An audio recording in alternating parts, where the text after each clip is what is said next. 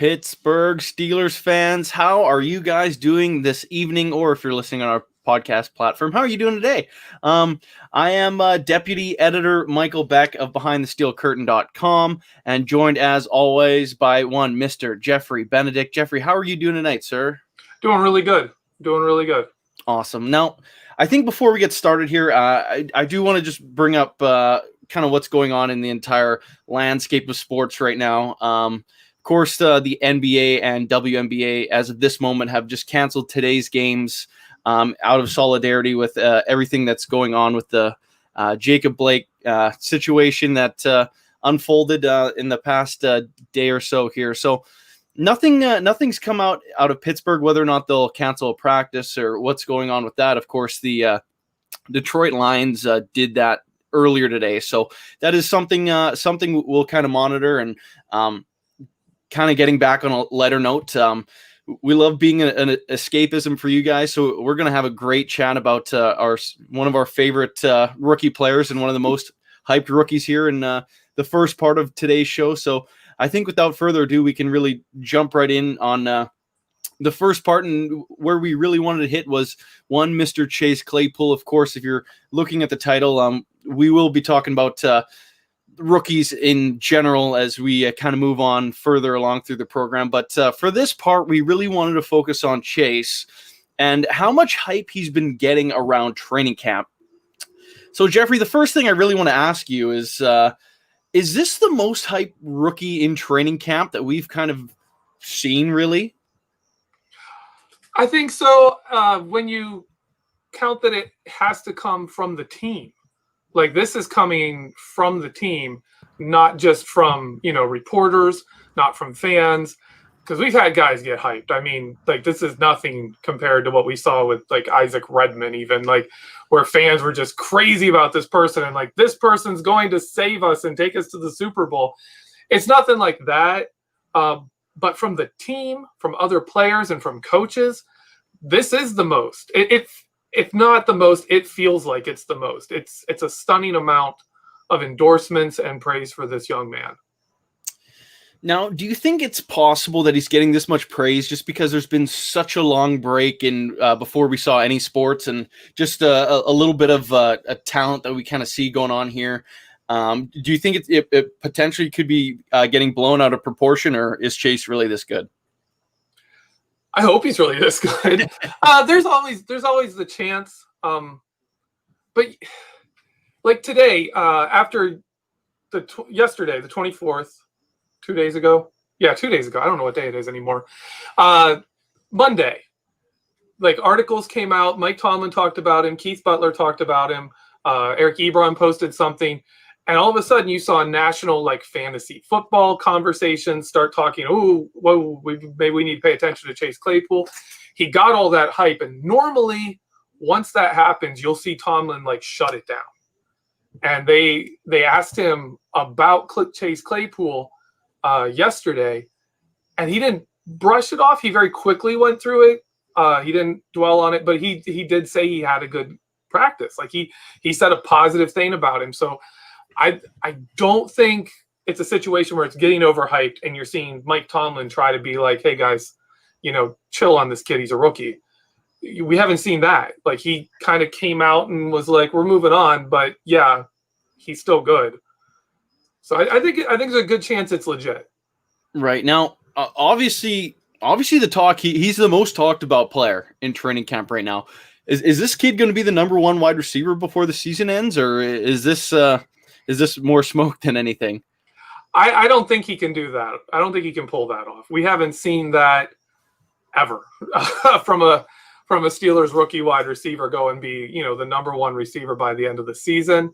He could have a very good year, but I still expect to see a Deontay Johnson or a Juju Smith-Schuster ahead of him, and likely both.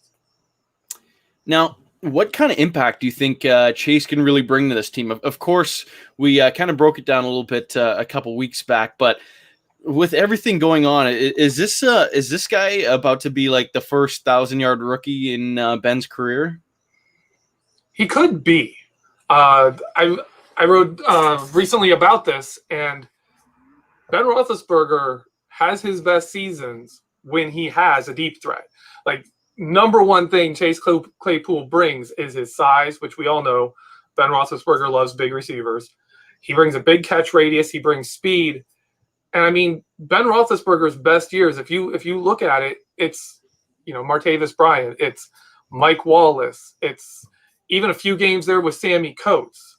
I gave the example of his yards per pass attempt.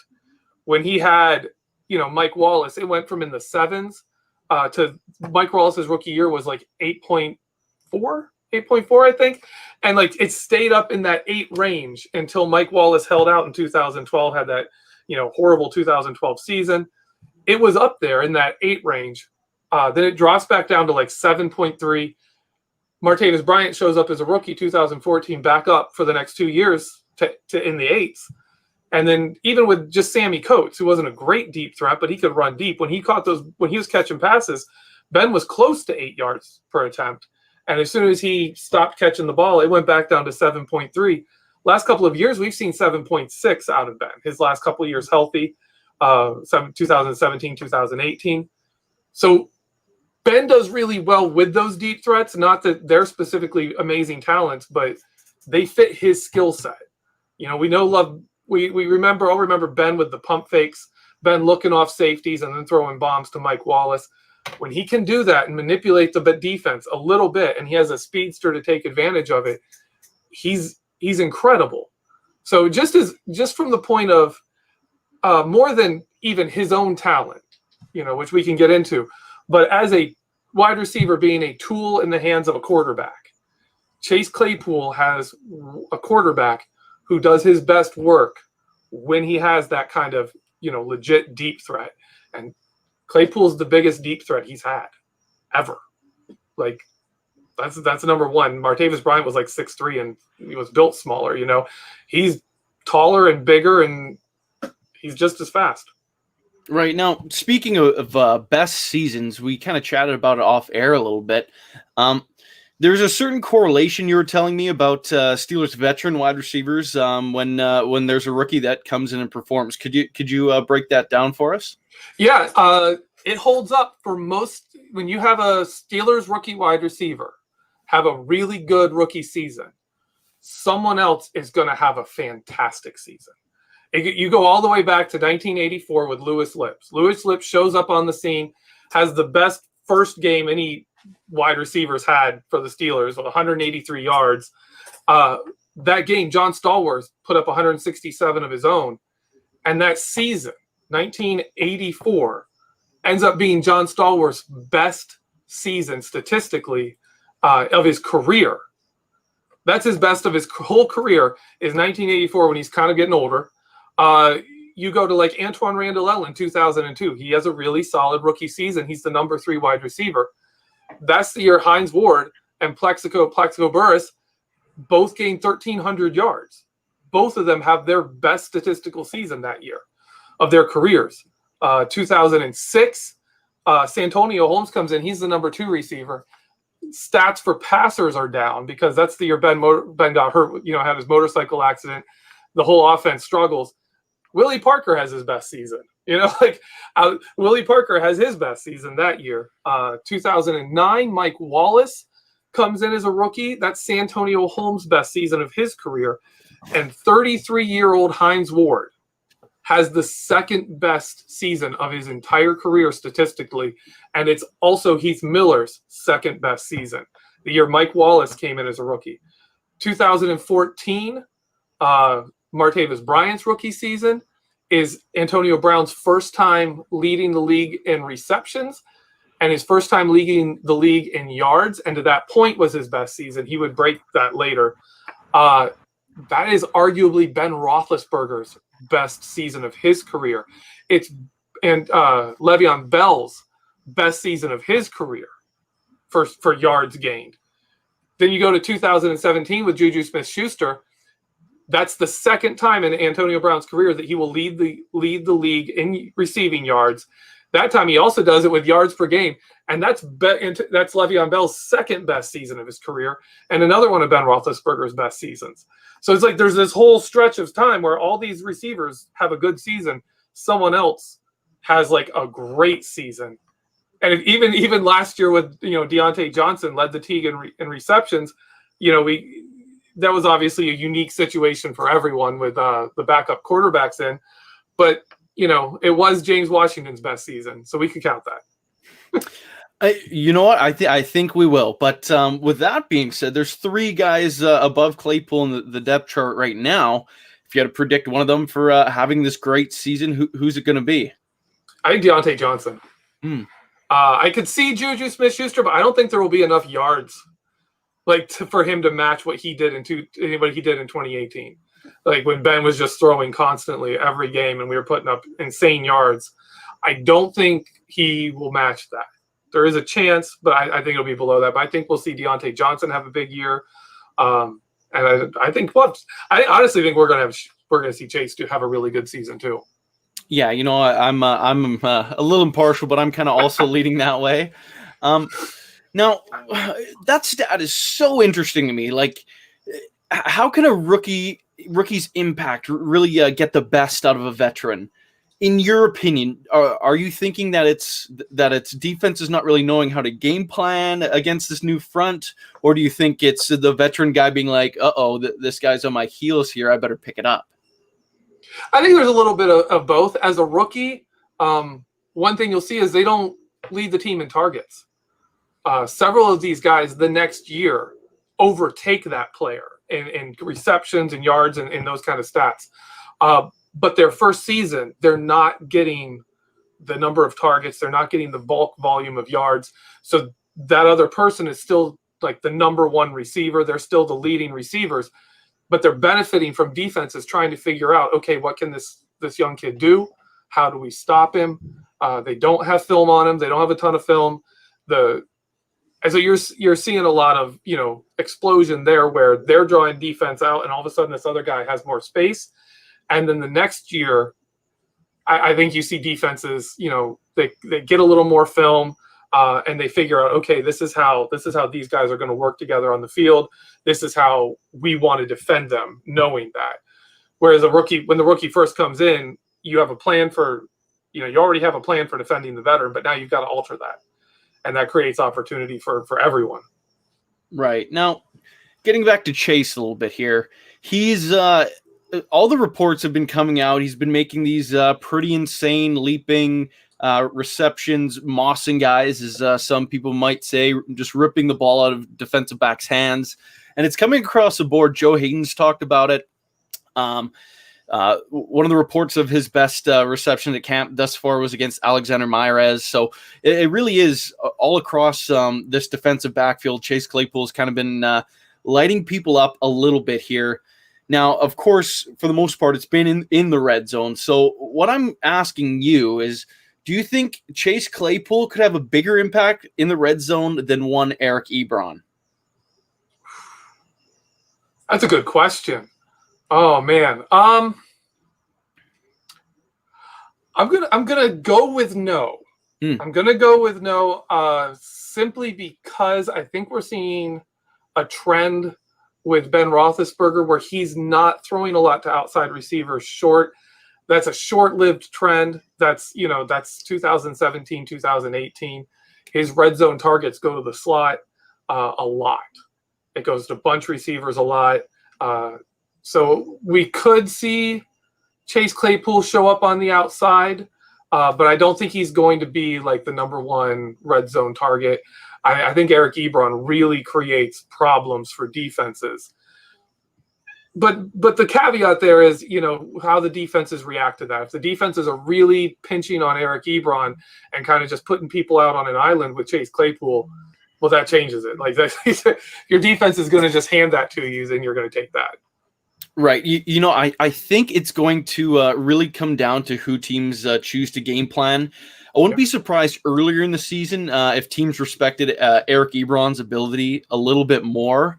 And as the season progressed, I should say before that, Chase Claypool doing a little bit better in the red zone. But then as the season continues to progress, you might see those bigger defensive backs line up outside against Chase, leaving more favorable matchups inside for Eric Ebron. So I wouldn't be too surprised if that happened. Kind of just sticking with Chase here, though. I believe it was 10 other receivers taken ahead of him in the draft. And really no one's getting the amount of coverage Chase is right now.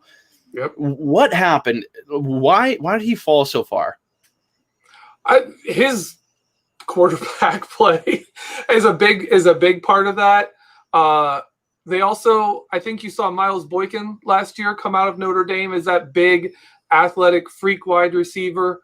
And he goes to Baltimore, in I think it was the third round. It was shortly after we took Deontay, I believe. I could be wrong there, but it was around that area. And he had 187 yards as an 11-game starter. Like he did almost nothing, and you could see how raw he was. You could see that he really wasn't. He was going to take some time to adapt to the NFL. I think that hurts.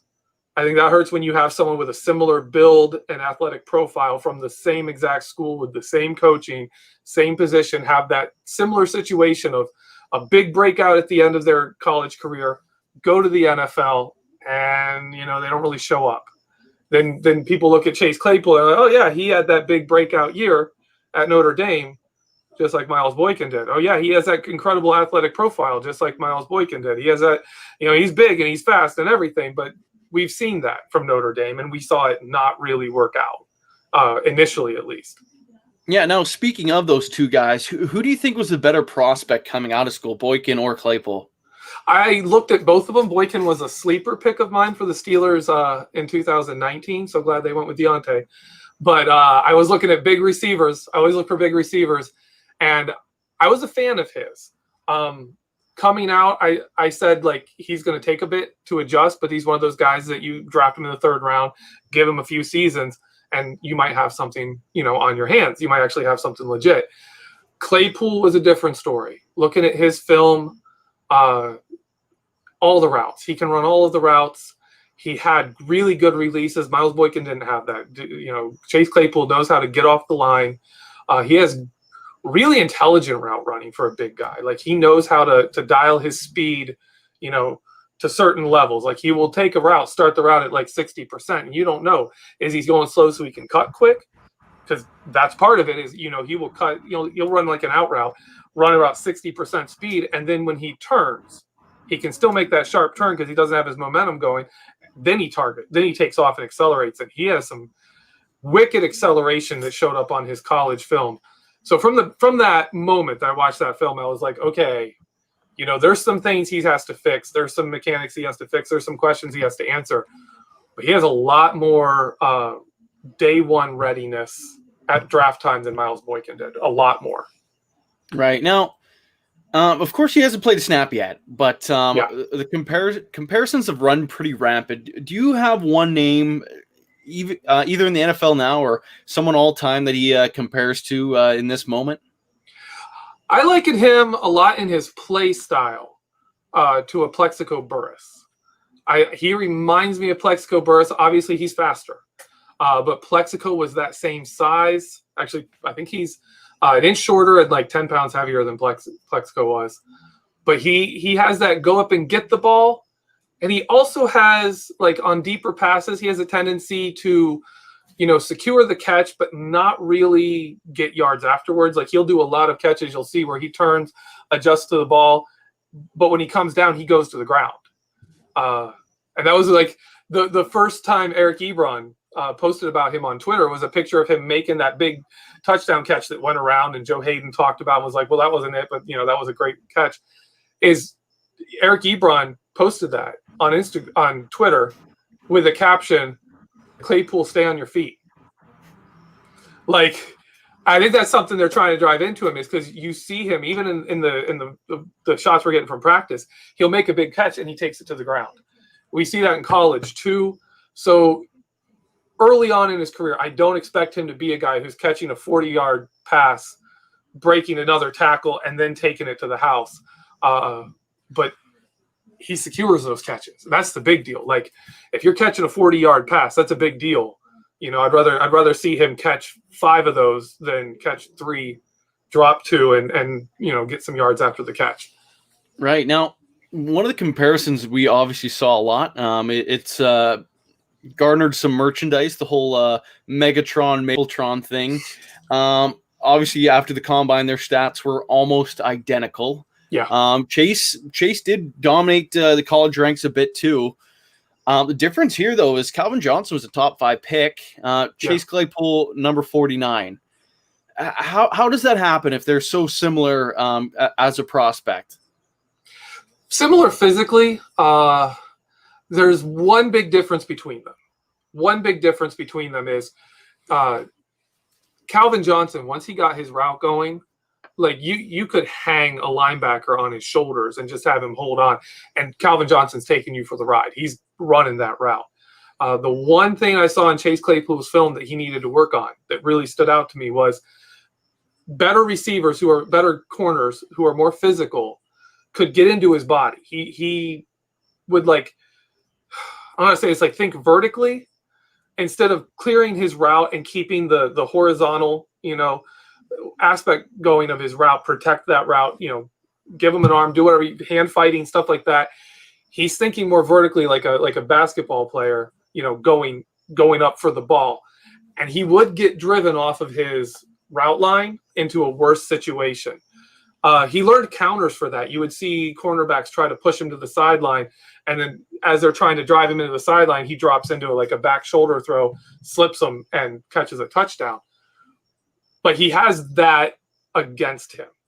The good news is, though, he joins a team with 3 players who are incredible at that. Juju Smith-Schuster, James Washington, even little Deontay Johnson, who's much smaller than Chase Claypool. All of them do a great job with their technique at keeping their route going. Deontay Johnson stands out. Like you'll see guys try to get physical with him early in his route and kind of drive him off course. And by the time the ball is thrown, he's driven them farther the other way, and he has more room to come back and get the ball. Like phenomenal at establishing his route and protecting it. So Claypool's in a good space to learn that. But I think that is one downside you see that you didn't see with Calvin Johnson. Calvin Johnson came out of college and was just like set to blow the world up. But Chase runs the same routes. His best routes are the same routes for Calvin Johnson. I think they're not that different. I'd like to see Chase Claypool bring in a few more like over the shoulder grabs, catch it in front of him on the run. But I also understand his quarterbacks weren't really giving him the chance to do that. He kind of needed to turn, adjust to the ball, and just find a way to catch the pass. Right now, with Chase, going into week 1, the Giants today announced a couple of their defensive starters, and second-round pick Xavier McKinney broke his foot. He'll be missing week 1. David Mayo, who is arguably their best linebacker, tore his meniscus. Now, he's not getting the full surgery repair, but he's getting basically what simply put as a patch, and he'll be back during the season, but likely misses week 1 as well. Could week 1 be a Chase Claypool coming out party? It certainly seems like the Giants are undermanned here, and he has potential to explode. They also don't have the best safeties for coverage. Like that's one of their weakness. Like their strong safety, I think, is going to be Peppers now, and they lost their draft pick.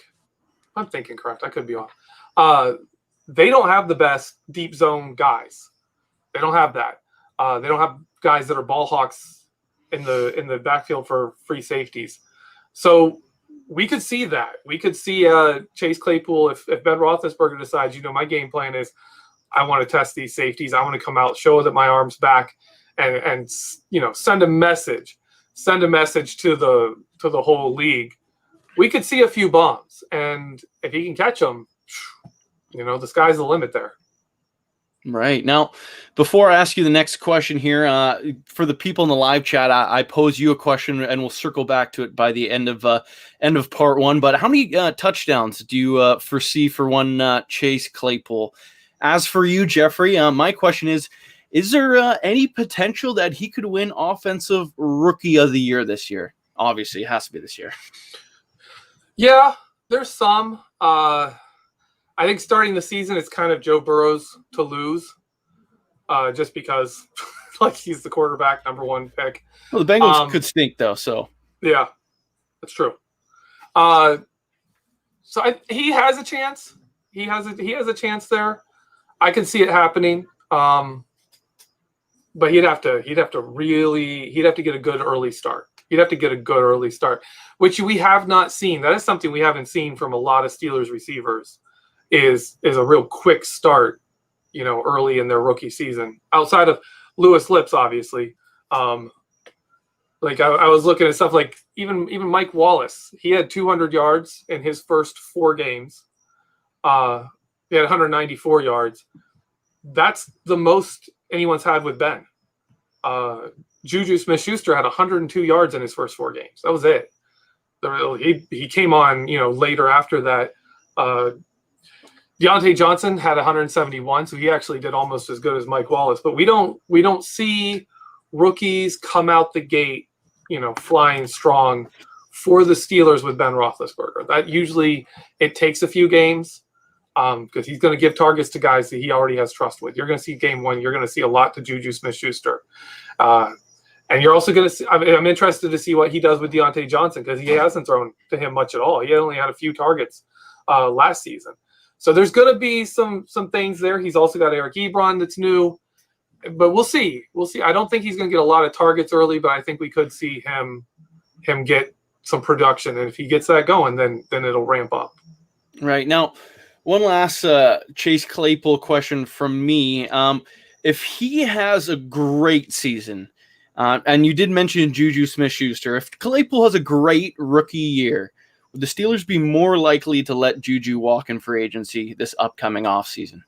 Yes, I think so. Because if Claypool's demanding snaps, demanding to get out there on the field with his play, you can let Juju Smith-Schuster walk, and you can slide, James Washington inside in the slot, put him in that role. You could even make, Chase Claypool your main number 2, your main Z receiver out there. If you keep Juju Smith-Schuster and you pay him a bunch of money, only to see him turn into like the number 2 receiver, or on the lesser side of a trio with Claypool and Deontay Johnson, you're not going to want to pay him. You're not going to want to pay him for that, and he's going to want money that's going to price him out of that kind of a role. Yeah, and this is not going to be the best year for anyone asking for money. Circling back to what I asked the live chat earlier, touchdowns they kind of expect out of Chase Claypool in year 1. Got Sean Manahan saying 5. I'm not even going to attempt this name. He also saying 5. Just Me says 6. Same with Ryan O'Toole. Going down a little bit further in the live chat, and of course I go way too far. But I also saw Tyler Acuna saying 3 touchdowns. Eric Ebron taking away some of his opportunities. So I lied earlier. I'm going to ask you another question on Chase. Jeffrey, how many do you expect out of the rookie? See, red zone's going to be tough. Deontay Johnson led the team in touchdown receptions, and he's playing the X receiver over there where they like to spread them out and kind of get that change of direction guy really quick out there. Ben likes that position. You've got Eric Ebron, who's a touchdown machine, and Ben likes him a lot. We've got James Conner, who last time Ben was playing in 2018 put up a ton of touchdowns. Juju Smith-Schuster is Ben's number 1 target in the red zone. Was over Antonio Brown when Antonio Brown was scoring all those touchdowns. Juju Smith-Schuster was the number 1 target in the red zone. He likes going to him. So there's a lot of mouse out there that he has not had a lot of experience with. Ben hasn't played a ton with. So that's all going to have to flesh out. I'm going to go with – I'm thinking 5 or 6. But that's a pretty good year. Go higher if he could have a Mike Wallace season. And just start, you don't need me in the red zone. I'm scoring from 40 yards out. He could be that guy. So we'll have to see. But I'm going 5 or 6, kind of in the middle. I could see it going high too. Like if he establishes himself as a red zone threat and a guy who breaks plays, you could get 9 touchdowns out of a rookie season. That's not out of the loop. And also, 3's not. Like we had people saying 3's not out of the range either. There's a pretty big wide range with all the stuff's going on, all the factors we have in play. Steelers fans would be losing their minds if Chase Claypool puts up 9 touchdowns or more. That That's would light the city on fire. Before we transition to our second part, is there anything else you want to add on our Chase Claypool conversation? Nope. No, Perfect. I covered it all. Sorry. Yeah, I'm nice. Good. All right. So if you're listening on our podcast platform, you can get ready to switch over as we head over to break down rookie wide receivers over the course of Ben Roethlisberger's tenure. Of course, if you're listening on YouTube, just continue to stick around. As always, I am Michael Beck, joined with Jeffrey Benedict. And again, you are listening to BehindTheSteelCurtain.com radio. As always, I am Michael Beck, joined by Jeffrey Benedict, as we are each and every Wednesday. And we had some a great conversation there. I really enjoyed talking about what these rookies can do in this very interesting offseason. Obviously, the other rookie wide receivers that Ben Roethlisberger's played with has come into the league under better situations, to say the least. Now, Ben doesn't typically use his rookies anyway as rookies, or until a certain point. Why is that? Why does Ben tend to stay away from the rookies? We also hear the rumors that he doesn't talk to them too much until they kind of build some sort of chemistry. He's got a lot of loyalty. Once you are his guy, you're one of his guys. Like, I almost think of it kind of like a mafia. You know, he's like the mafia boss. Are you a made man? Have you made plays for me? Because if you've made plays for me, I'll go back to you. I'll go back to you all day. If you haven't, you know, you're not in. We saw that with James Washington, who really has never made that status with Ben Roethlisberger, where Ben will really go and look for him on plays. Obviously, we saw that with Antonio Brown. We've seen that with Juju Smith-Schuster. I think that's a big part of it. And the rookies, once they've made some plays, like he'll get them a few chances. Once they've made some plays, then they start getting more. Interesting. Now, over the course of Ben Roethlisberger's entire tenure, going on 17 years or 18 years now, I believe, 17. Yeah. Who has been the best rookie wide receiver? Well, best statistically would be Juju. Close right up there with him, though, you've got to put Santonio Holmes. He was the number 2 receiver and not far off from number 1 in a year where Ben was not having success. And that he did a really good job for Ben that year, Santonio Holmes. Right now, this organization has done a really, really good job of drafting wide receiver. Of course, there are some misses throughout our recent history, but do you have any reason to believe why the Steelers are so good, specifically at drafting wide receivers? I think it started with Mike Tomlin. Mike Tomlin came in. He was a short, possession receiver who played the X in William and Mary, and he kind of redid the offense, him and Bruce Arians, to focus on that. They changed the X receiver from being a guy like, Plexico Burress to being a small, quick guy like Antonio Brown. Emmanuel Sanders played there for a while. Those were the guys that are suddenly taking over the X position. And that changed how the Steelers run compared to most teams. And it really has worked for them. It's really worked well for them. But really early on, you saw, Emmanuel Sanders and, Antonio Brown and Mike Wallace all show up as smaller receivers. They were kind of slept on by everyone else, but they recognized traits about them that helped them translate into the NFL. I think we've seen that consistently. It seems like Tomlin understands, what it takes to be a route runner in the NFL. And this team is drafting guys who understand how to be route runners in the NFL. If you look at even all the way up to Santonio Holmes, if you look at Bill Cowher's picks, they're guys who were playmakers. A Plexico Burress was known for making plays. Santonio Holmes, a playmaker. But it wasn't like they were set up to produce early. The Steelers seem to be looking for guys with certain traits, release, how they get off the ball, how they get off the snap, what they do in their routes. James Washington, they drafted him because he could do contested catches, and he's incredibly strong in his routes. You do not move that man off his routes. evidence of that, man. Week 13 against Cleveland, when they were putting one of the toughest physical quarterbacks in the NFL, Denzel Ward, on him, and James Washington just bullied him the whole game. And after that, teams just stopped. Like Tre'Davious White for Buffalo just didn't touch him. Was just like, I'll cover James Washington, but I'm not going to physically touch him. I'm just going to stay with him, watch his route, and play the ball. Had much better success. Deontay Johnson, his releases and his in-route running are incredible. These are what they're looking for in guys. Juju Smith-Schuster was the same. He was advanced in his releases. His route running was solid, but he kept his route very well, defended his route, which looking at it on film and seeing that as a weakness of Chase Claypool that looked to me on film, kind of stood out to me as being something that's not something they draft. They don't draft guys with that weakness.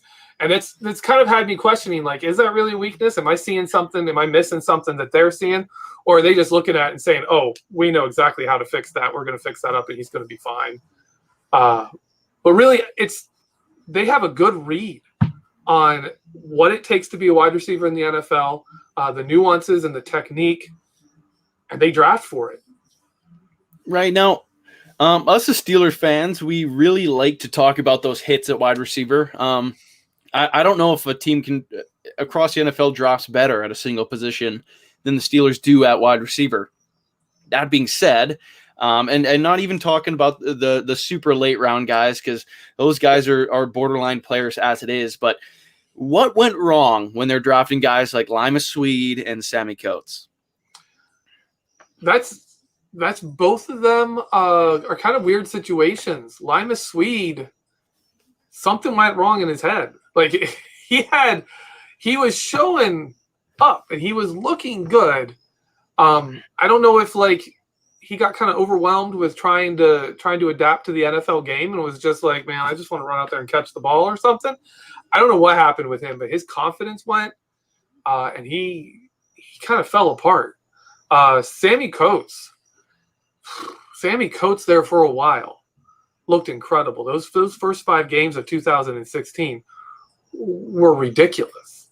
Like he had something like 20 some yards per target, and it was insane. Like I kept saying they've got to keep throwing him the ball.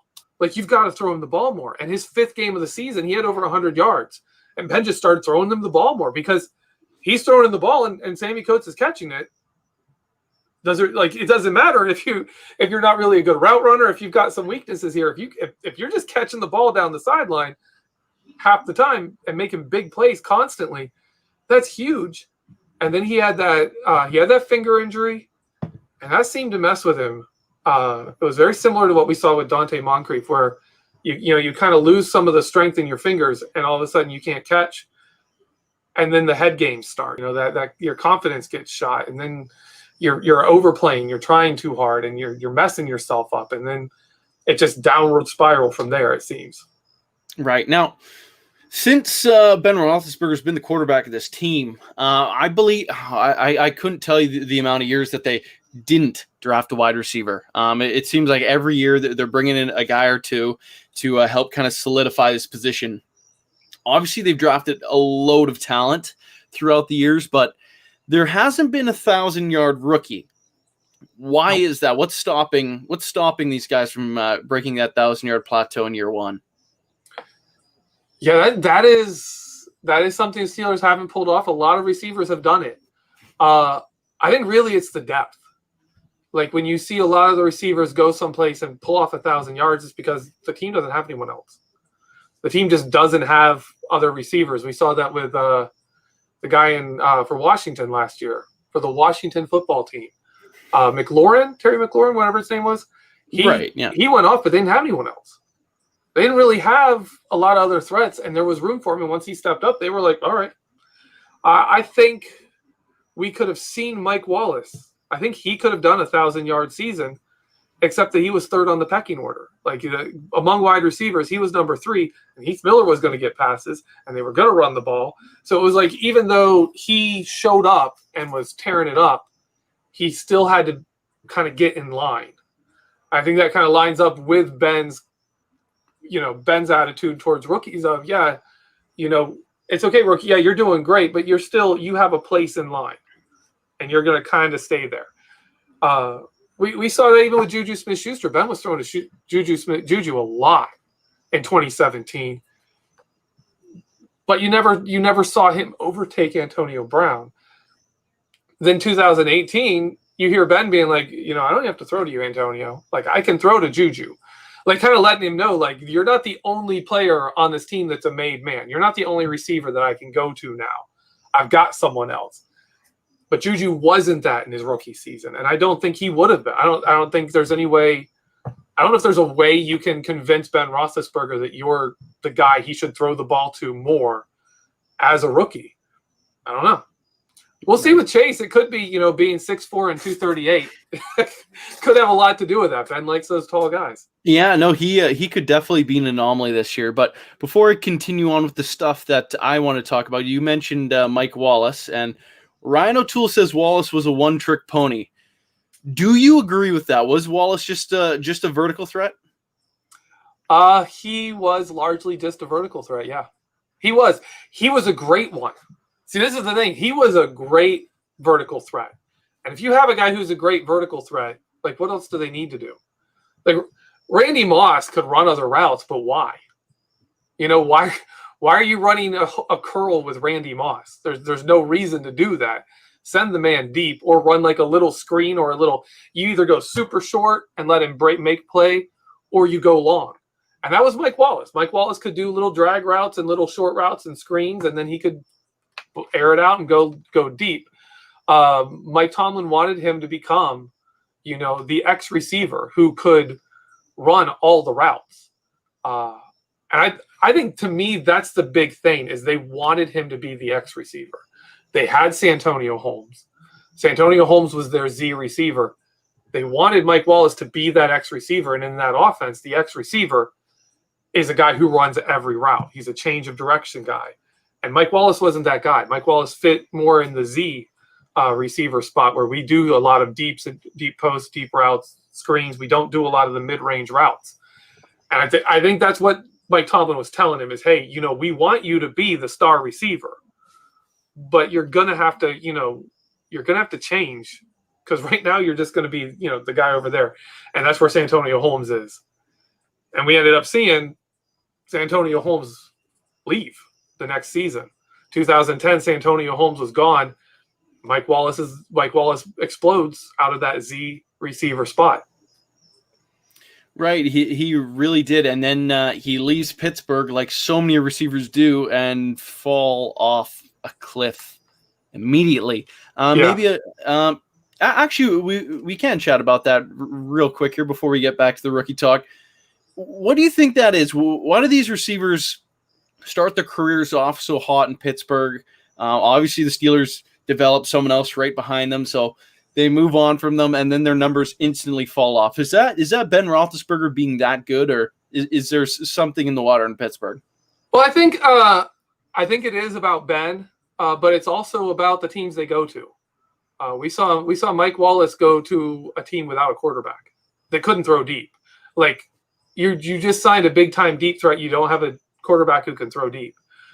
After that, after that flamed out in Miami, he had some good seasons again. Never quite what he had with Ben, but he did have good seasons again once he found quarterbacks who could throw deep. Of course, we saw Emmanuel Sanders leave and just blow it up in Denver, where in Denver he was running the routes that Antonio Brown was running in Pittsburgh. Like, when Emmanuel Sanders became the starter in Pittsburgh, he was the Z receiver, and that's not his role. So he kind of fell into his proper role in Denver and took off. Martavis Bryant, Sammy Coates, some of those guys, they left, they were done. They were already done. Antonio Brown too. Like, he left, and because he had all these trouble. Santonio Holmes actually had a phenomenal season with the Jets, and brought it to us in the playoffs and nearly got us. Like, he really brought it in that AFC Championship game against the Jets in 2010. He wanted something there. He was a big time player that year. He didn't last long, but he had a good little stint. Mostly it's just Ben. You go from having a great quarterback in a system that's putting up a lot of yards and using multiple receivers. If you go to a system that doesn't do that, you're not putting up the same numbers. Right. And before I move on to our next question here, you mentioned Emmanuel Sanders and being the guy that goes on to play for a great quarterback. I always chuckle at any time that kind of gets brought up because, of course, he signed that tender originally to play with the Patriots, who at the time had Tom Brady at quarterback. The Steelers matched. Year after, when his tender expires, he goes to play with Peyton Manning. After that, he gets traded to a great San Fran team, not necessarily a great quarterback in Jimmy Garoppolo, but then this past off season signs with the Saints to play with Drew Brees. So it's pretty funny to see the route that Emmanuel Sanders has taken to getting to the point where he has ended up. But it is really funny to see that he either attempted or did play with all the best quarterbacks, not named Aaron Rodgers, the last 10 years. He's been collecting quarterbacks over there. No kidding. Now, dialing it back a little bit and getting more into the rookie stuff, the Steelers receivers in year one, like we talked about a little prior, aren't really expected to have those 1,000-yard seasons, but they still got to prove something in year one heading into year two. What's the most important thing for these guys to show in their rookie seasons, and something that Chase has got to show this year? Well, with Ben Roethlisberger, it's got to be that you can make the plays. By the end of the season, you've got to show that you can make plays. There's two big factors that will get you passes with Ben Roethlisberger. One is separation. If you get separation, he's going to find you. He always does that. That's how Antonio Brown started getting targets, is he was getting open. He was getting open when Mike Wallace, and he was getting more targets than Mike Wallace, and he had like half the yards of Mike Wallace and more targets. The first half of like 2011. So you have that side of it, and then you have can you make a play? Because Ben is the type of quarterback who he's going to allow you to make plays, but you've got to make plays. He's not like a Tom Brady who's like, I'm going to hit this spot at 3 steps, 0.8 seconds into my drop. I'm at this point. You need to be at this point on the field. The ball will be thrown at this time, and you need to be at this point at this time. Like, that's not Ben. That's not how Ben operates. It's not a timing system in that way. Ben's more like, get out there, run your route, and I'm going to give you a chance to make a play. I'm going to throw some passes that other quarterbacks won't throw. I'm going to take chances that other quarterbacks won't take. And if you can make the plays, we're going to tear it up. Like, he's not scared of throwing interceptions, and he will give you a chance to bring the ball down in traffic. He'll give you chances to make plays. Right. Now, I think we can air out some of our misses here when it comes to rookie wide receivers. Is there ever been a player, either side, one that you thought was going to be dynamic and explosive and then turned out to be a flop? Or was there any guys that you thought weren't going to be anything and then ended up being great? I was really high on Sammy Coates. Really high on Sammy Coates. I loved style of his game. I was just like, you know what? That's what Ben needs, is a bully. And that's what Sammy Coates was. He didn't have great route running, but he was a bully in his routes. He was a bully on releases. He just wanted to come out there, shove you out of the way, run down your throat, like step on your face and catch a touchdown. And I'm like, that's going to work with Ben. Ben's going to throw him the ball. And it did for, 5 weeks. That was it. Yeah. I was also high on Lima Swede too. I mean, I think a lot of people were there. The potential of having that game breaker after we lost Plexico Burress, having that kind of game breaking wide receiver just seemed like a sure thing. You know what? For me, Marcus Wheaton. I thought he was going to be that perfect number 3 option. What went wrong with him? I never understood that one. Marcus Wheaton, like, his game seemed like a taller version of Emmanuel Sanders to me. Like, you're going to be that guy. You're going to be good. So we lost Emmanuel Sanders. That's okay. That's fine. We replaced him with Marcus Wheaton. And we even saw after he flamed out here, he had one good game, one really good game when the Seahawks couldn't cover 3 wide receivers for some reason. They could cover 2. Great job covering 2. Couldn't cover a third guy. He had that great game, and then Chicago's like, you know what? Maybe he's maybe he's the next Emmanuel Sanders, and he'll blow out. And that was not the case. He was not that guy.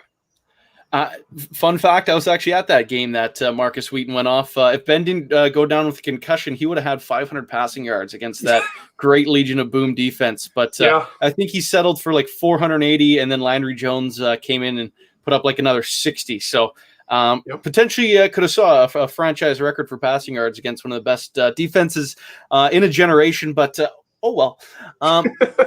Another one of those guys that were on the field that day that I think we should mention is one Mr. 3rd and 5th, Antonio Brown. Of course, he was a 6th-round pick, and he did show some stuff as a rookie, and then kind of put up some decent numbers thereafter. What happened there? As a 6th-round pick, you don't really expect too much out of those guys. Did Antonio always have that talent, or like?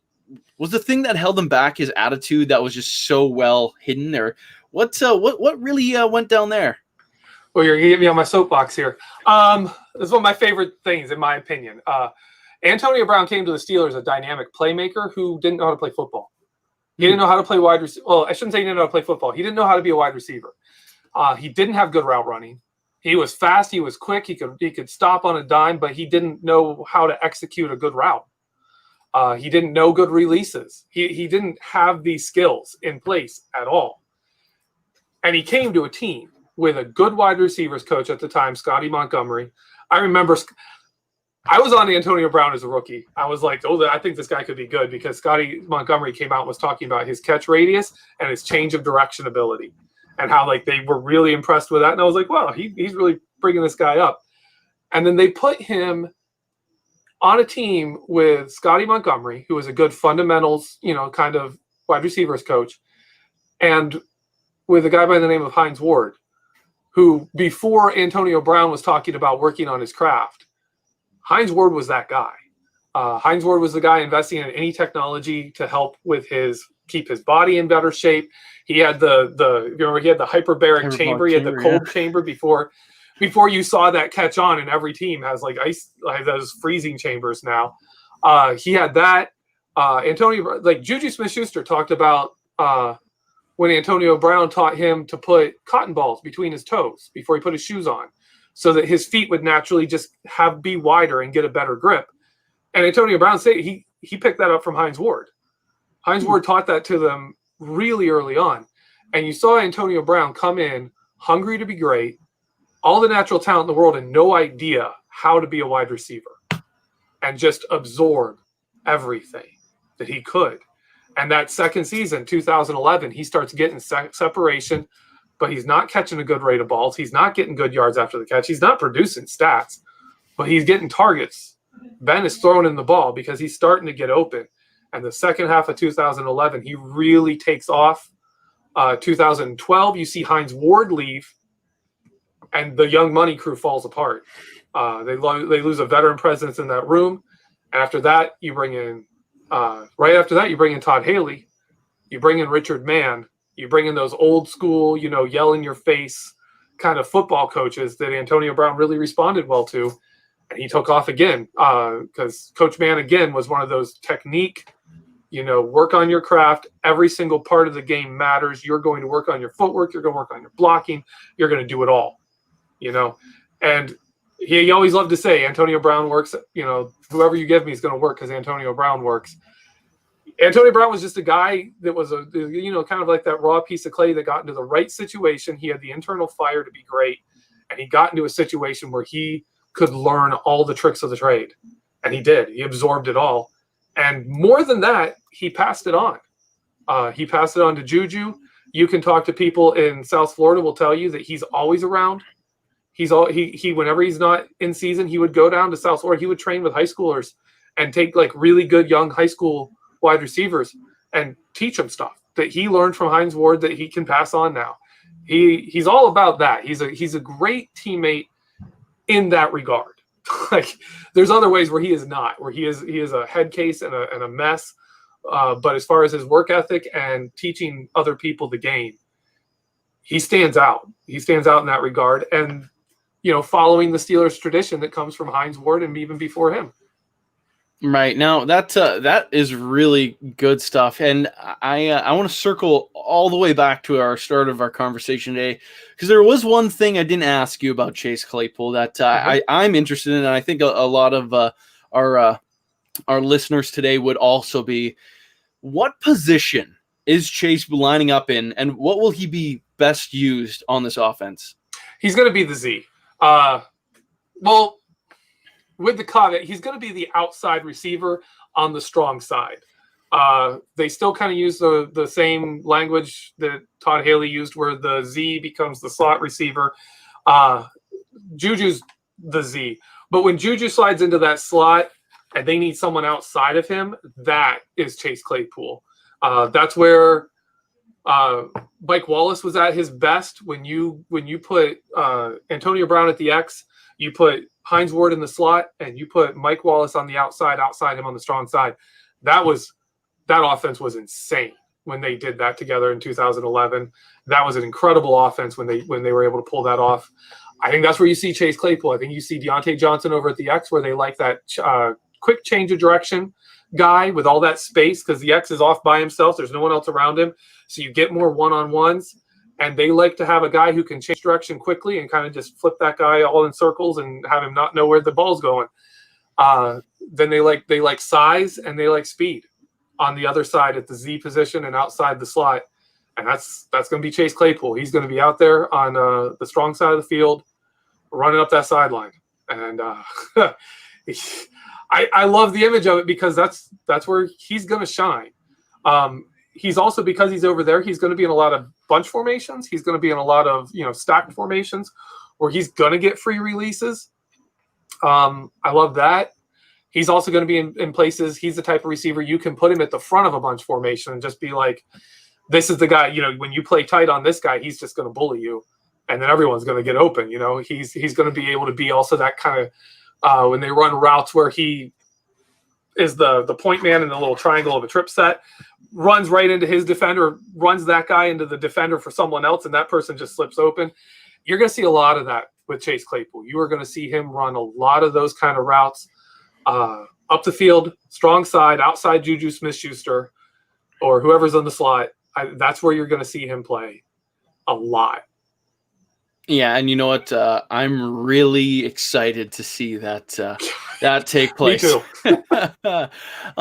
We are heading rapidly close to the top of the hour here, and we should sign off soon. But before we do that, is there anything you want to touch on with rookie wide receivers, or anything you want to plug for stuff coming up?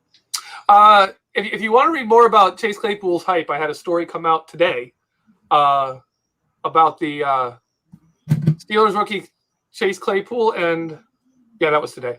Just had to check. The things that have been being said about him, I kind of lumped them all together and showed why you're seeing the hype and why I think it's largely justified that we're seeing this kind of hype on him. That was on the website today. Tomorrow I got a film room coming out about tight ends and fullbacks and how you can use them creatively in the offense. That's really it. Awesome. Great stuff. If you want to check that out, make sure you head over to behindthesteelcurtain.com. Also, be sure to follow us on all our social media, Twitter, Facebook, our brand new Instagram page at 350 followers, just a brand new little page there. Love to get to 500 before the season starts and just continue to grow it from there. So make sure you're following all those platforms. As always, it's fun chatting with you guys each and every Wednesday. You'll catch me again on Friday for the live mic. For Jeffrey Benedict, I'm Michael Beck, Deputy Editor of BehindTheSteelCurtain.com. Thanks for tuning along, guys, and we'll see you next week as